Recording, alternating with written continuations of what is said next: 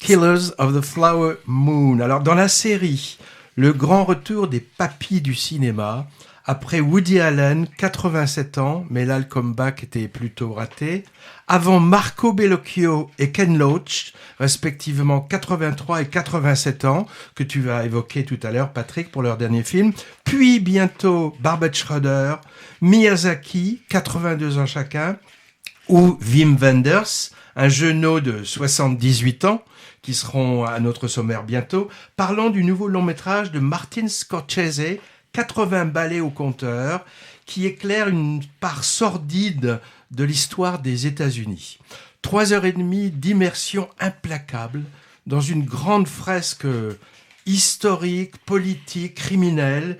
Et moi, j'ai trouvé que c'est vraiment du grand cinéma. Et à mon avis, ça fera date. Je l'ai vu l'après-midi de sa sortie, dans une salle remplie, ce qui est plutôt de bon augure. Hein. Et j'ai vu, première semaine, 400 000 spectateurs français l'ont vu. Pour un film de ce type, sur le sujet, avec la longueur, je trouve ça vraiment étonnant. Hein. Alors, l'intrigue des tueurs de la lune de fleurs.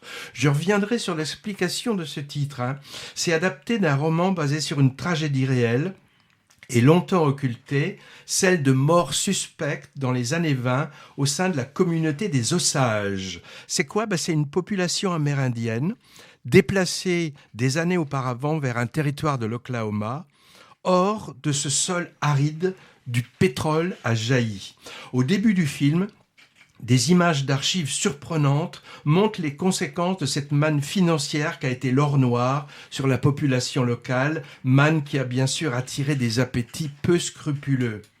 Et c'est le sujet du film, hein, où on nous présente dans une première partie les différents protagonistes et des exactions multiples commises sur ce sol indien. Les trois personnages principaux, il y en a une multitude d'autres, faut s'accrocher pour suivre parfois. Alors le premier, c'est Ernest Buckhart, un gars pas très futé, influençable, revenant de la guerre et s'installant chez son oncle, William Hale. Alors lui, c'est un riche propriétaire terrien en territoire indien, donc, et potentat local, doucereux, paternaliste et cupide. Le troisième personnage, c'est Molly, une fière indienne qu'Ernest va courtiser. La tragédie commence, ponctuée de drames. Et dans une deuxième partie, on suit une enquête sur les événements décrits précédemment, diligentée par le tout nouveau qui vient d'être créé FBI, suivi d'un procès. Alors tout ça est montré avec souffle, souvent porté par des mouvements de caméra impressionnants, avec des magnifiques plans larges ou alors filmés de très haut, au drone j'imagine, à l'image du tout dernier plan. Mais on n'a pas une impression d'esbrouf, car Scorsese filme aussi en alternance des scènes intimistes, plutôt anti-spectaculaires, assez crépusculaires et remplies de tension et d'émotion. Alors l'histoire est portée par un jeu d'acteurs époustouflant, en salopard machiavélique, masqué derrière une bienveillance de façade. De Niro, il est vraiment fascinant et je l'ai trouvé magistral. J'allais dire, Patrick, on le retrouve enfin, car récemment, c'était pas trop ça dans les films où il jouait ces derniers temps.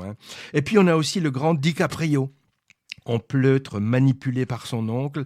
Moi, je trouve que c'est des prestations tout en haut de leur CV respectif, pourtant déjà bien remplis, en particulier chez Scorsese, justement, où les deux ont leur ronde serviette.